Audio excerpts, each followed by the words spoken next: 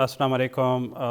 Doctor محمد طیب، lecturer شعبہ قرآن و تفسیر، علامہ اقبال اوپن یونیورسٹی کے اسٹوڈیو سے آپ سے مخاطب ہے.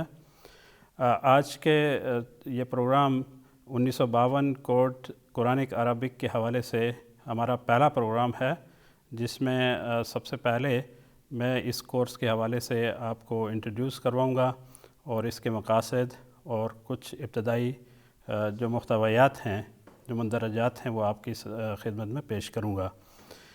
اس کورس کے لانچ کرنے کا مقصد یہ ہے کہ تاکہ BS لیول کے جو اسٹوڈنٹس ہیں وہ قرآن مجید کو اچھی طرح سے سمجھ سکیں، کیونکہ قرآن مجید عربی زبان میں نازل ہوا، تو اس لیے جو عجم کے لوگ ہیں ان کے لیے ضروری ہے کہ پہلے وہ قرآن عربک جو ہے اس کو سمجھیں.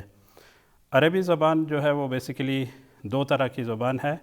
ایک وہ زبان ہے جو عرب کے ہاں بولی جاتی ہے اور وہ رائج ہے، اس کے مختلف لہجے ہیں، اور اسی طرح سے ہر ایک ڈسٹنس کے بعد مختلف علاقوں کے حوالے سے اس میں ڈائیورسٹی پائی جاتی ہے.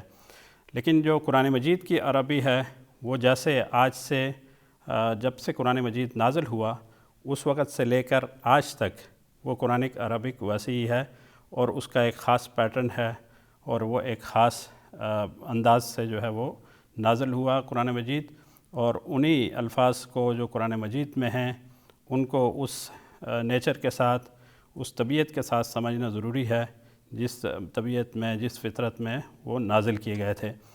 تو آج کے جو کورس ہے اس کے مقاصد بنیادی طور پر یہ ہیں کہ تاکہ جو اسٹوڈنٹس ہیں BS لیول کے وہ اس کورس کی مدد سے قرآن مجید کی عربی کو سمجھیں اور اس کے ذریعے سے وہ قرآن مجید کو سمجھ سکیں. تو اس میں اس کورس کے جو مندرجات ہیں، جو کنٹینٹس ہیں، وہ بیسیکلی یہ کورس جو ہے وہ 3 مختلف حصوں پر مشتمل ہے. ٹوٹل اس کی 9 یونٹ ہیں. ان میں سے پہلی جو 5 یونٹ ہیں وہ اسماء سے متعلق ہے، کیونکہ عربی زبان، جب ہم زبان کی بات کرتے ہیں تو اس میں ایک لفظ ہے، ایک کلمہ ہے جو ہم منہ سے نکالتے ہیں، زبان سے نکالتے ہیں اور اس کو آرٹیکولیٹ کرتے ہیں، اور اس سے پھر جو ہے الفاظ بنتے ہیں. اور ان الفاظ کا جو تقسیم ہے وہ 3 طرح کی ہے. یا تو وہ ناؤن ہوگا یعنی اسم ہوگا، یا وہ فعل ہوگا یعنی وہ کام کرنا ہے، اور اسی طرح سے یا وہ حرف ہوگا. تو یہی 3 چیزیں ہیں جو اس پوری کتاب میں 9 یونٹس میں پھیلی ہوئی ہے.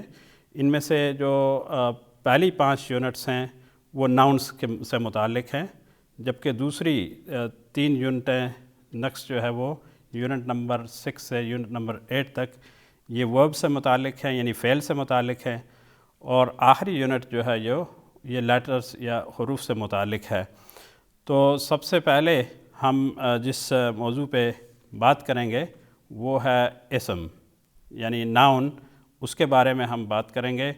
اس میں ہم ناؤن کی تعریف یعنی ڈیفینیشن آف دا ناؤن، اور اس کے ساتھ ساتھ عربی زبان میں جو بھی لفظ ہے اس کی کچھ سائنز ہیں، ان سائنز سے ہم یہ جان سکتے ہیں کہ یہ لفظ جو ہے یہ اسم ہے یا فعل ہے، یا یہ اسم یا فعل میں سے کچھ نہیں ہے بلکہ یہ حرف ہے. تو آج ہم 2 چیزیں ہم ڈسکس کریں گے. نمبر 1 اسم یعنی ناؤن، اس کی ڈیفینیشن، اور secondly we will discuss signs of nouns یعنی ناؤن کے جو سائن ہیں عربی زبان میں وہ کیا ہیں. تو آج کے پہلے پروگرام میں ہم اسم پہ بات کریں گے. تو اسم جو ہے وہ اس میں چونکہ تینوں زبانوں کا ہم نے یہ کورس مرتب کیا ہے، اس لیے اس کا میڈیم آف انسٹرکشن 3 زبانیں ہیں. تو تینوں زبانوں کو لے کے ہم جتنی بھی کمپوننٹس ہوں گے، جو بھی کنٹینٹس ہوں گے، ان کو ڈسکس کریں گے تاکہ اسٹوڈنٹس جو ہے ان کی سہولت رہے.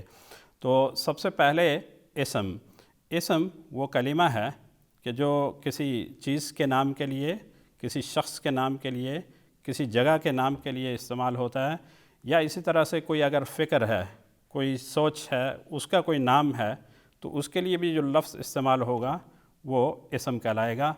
We can say that nouns are words which we use to name people, things, places and ideas. like freedom, honesty, truth, etc. And feelings as well, they are called nouns as well, like happiness, anger, joy, etc. So ये है اسم की तारीफ़. We can say in Arabic نحن نقول في العربية الأسماء هي الكلمات التي تستخدمها لذكر أشخاص وأشياء وأماكن وأفكار وشعور. تو یہ اسم کی تعریف ہو گئی. تو اسم میں جو نام ہے مختلف چیزوں کا، جیسے اشخاص کا نام ہے، مثال کے طور پر نحن نقول رشید. سو رشید از اے ناؤن، یہ اسم ہے. اسی طرح سے کلیم، مریم، بشیر، نادیۃ، نذیر، یہ اشخاص کے نام ہیں. اسی طرح سے اگر جگہوں کے نام کے حوالے سے دیکھیں تو مالیزیا، ملیشیا کو ہم عربک میں مالیزیا کہتے ہیں. اسی طرح سے Pakistan, name of the place. Kashmir, انجلترا، انگلینڈ کو ہم انجلترا کہتے ہیں.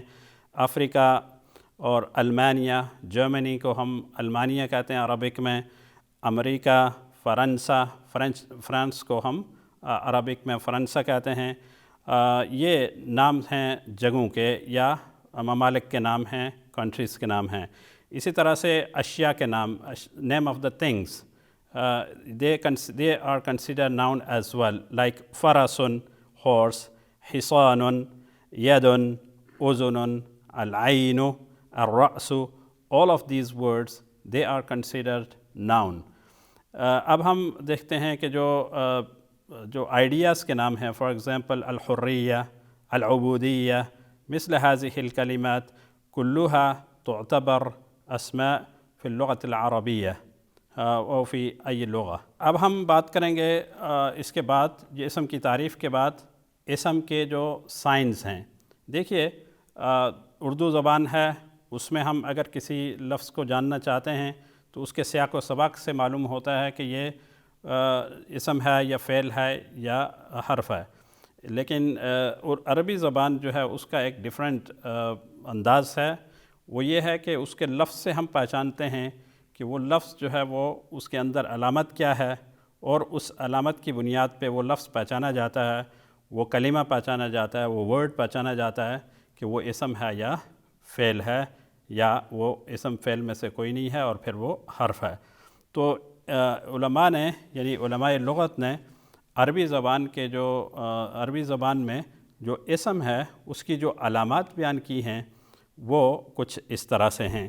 ان میں سے سب سے پہلی علامت، اگر ہم یہ جاننا چاہتے ہیں کہ کوئی بھی لفظ جو ہے وہ اسم ہے یا ناؤن ہے، تو اس کی پہلی علامت کیا ہے؟ اسم کا پہلا جو سائن ہے وہ ہے تنوین. یعنی کسی بھی لفظ کے آخر میں جب کبھی بھی تنوین آئے گی، تنوین کا مطلب ہوتا ہے 2 زبر 2 زیر 2 پیش، اس کو ہم کنسیڈر کریں گے کہ یہ ناؤن ہے. مثال کے طور پر ہم نے بہت ساری مثالیں ابھی دی ہیں، جیسے رشیدن، آخر میں ڈبل پیش آ گیا، 2 پیش ہے، نونیشن ہے، تو اس کو ہم کیا کہیں گے؟ یہ ناؤن ہے. دوسری جو اس کا سائن ہے وہ یہ ہے کہ وہ کوئی بھی لفظ کہ جس کے شروع میں الف لام آ جائے وہ ناؤن کہلاتا ہے. جیسے الکلمۃ، خود الکلمہ، اس کے اندر الف لام شروع میں آیا تو یہ کیا ہے؟ یہ اسم ہے. اسی طرح سے الکتاب، الکتاب کو ہم فعل یا حرف نہیں کہہ سکتے، یہ کیا ہے؟ ناؤن ہے. کیوں؟ اس کے شروع میں الف لام آیا ہے. اسی طرح سے البیت، یہ بھی ناؤن ہے. کیوں؟ اس لیے کہ اس کے شروع میں الف لام آیا ہے. تیسری جو اس کا سائن ہے، اس کی علامت ہے، وہ حرف جر اگر کسی بھی لفظ کے شروع میں آتا ہے تو وہ لفظ، وہ کلمہ، وہ ورڈ جو ہے وہ ناؤن کنسیڈر کیا جائے گا. اس کو ہم ورب کنسیڈر نہیں کریں گے یا حرف کنسیڈر نہیں کریں گے. کیوں؟ اس لیے کہ حروف الجر کا اصول یہ ہے کہ حروف الجر جو ہے وہ ہمیشہ اسم کے شروع میں آتے ہیں. مثال کے طور پر فی الکتاب، فی البیت، فی المسجد، علی الکرسی، علی الطاولۃ. all of these phrases، in sub phrases میں جو ناؤن ہے، جو حرف جر کے بعد جو ورڈ آیا ہے اس کو ہم کیا کہیں گے کہ وہ اسم ہے. کیوں؟ اس کے شروع میں حرف جر آیا ہے. اسی طرح سے جو چوتھی علامت ہے اسم کی، ناؤن کی، وہ ہے کسی بھی لفظ کے آخر میں اگر زیر آ رہا ہے تو وہ بھی کیا ہوگا؟ وہ بھی ناؤن کنسیڈر ہوگا. اچھا، زیر آنے کی عربی زبان میں دو تین وجوہات ہو سکتی ہیں. ایک تو یہ وجہ ہے کہ حرف جر کی وجہ سے آتا ہے. دوسری وجہ اس کی یہ ہوتی ہے کہ یہ مضاف الیہ ہوتا ہے، مضاف اور مضاف الیہ یعنی مرکب اضافی کا دوسرا پارٹ ہوتا ہے، اس لیے اس کے آخر میں زیر آتی ہے. تو اس وجہ سے اس کو بھی ہم مضاف الیہ جو ہے وہ بھی ہمیشہ کیا ہوگا، وہ بھی اسم کنسیڈر ہوگا، ناؤن کنسیڈر ہوگا عربی زبان میں. اور پانچواں جو سائن ہے عربی زبان میں، کسی بھی لفظ کا اگر اسم ہونے کو جاننا چاہتے ہیں کہ یہ اسم ہے یا یہ ناؤن ہے، تو اس کے لیے ہمیں یہ دیکھنا ہے کہ اس کے آخر میں اگر تا آتی ہے، گول تا جس کو ہم کہتے ہیں، جس کو ہم عربی میں المدورہ، تا المدورہ، یا اسی طرح سے المربوطہ، تا المربوطہ کہتے ہیں، اس کے وہ جب کسی بھی ورڈ کے آخر میں آئے گی تو وہ ناؤن کہلائے گا. مثال کے طور پر جنتن، کلمتن، حدیقتن، اسی طرح کے جتنے بھی مدینتن، all these words they are considered as noun. اب آخر میں اس جو کچھ ہم نے بیان کیا ہے اس کا ایک خلاصہ میں آپ کے سامنے رکھ دیتا ہوں کہ آج کے لیسن میں ہم نے ایک تو ناؤن کی تعریف پڑھی ہے کہ ناؤن وہ کلمہ ہے کہ جو اشخاص کے نام کے لیے، جگہ کے نام کے لیے، یا کسی شہر ملک کی نام کے لیے، اور اسی طرح سے کسی فکر، کسی سوچ، کسی آئیڈیا کے نام کے لیے استعمال ہوتا ہے. اور اس کے ساتھ ساتھ ہم نے اسم کی 5 علامات جو ہے وہ پڑھی ہیں. ان میں سے ایک علامت کہ اس کے آخر میں تنوین ہونی چاہیے، تنوین ہو. دوسرا یہ ہے کہ اس کے شروع میں الف لام آئے. تیسرا یہ کہ اس کے پہلے حرف جر آئے. چوتھا یہ ہے کہ اس کے آخر میں زیر آئے. اور پانچواں یہ ہے کہ اس کے آخر میں تائے مربوطہ ہو. یہ وہ لیسن ہے جو آج ہم نے پڑھا. اس کے ساتھ ہی ڈاکٹر محمد طیب خان شعبہ قرآن تفسیر کو اجازت دیجیے. اگلے پروگرام میں پھر حاضر ہوں گے انشاءاللہ. السلام علیکم ورحمۃ اللہ وبرکاتہ.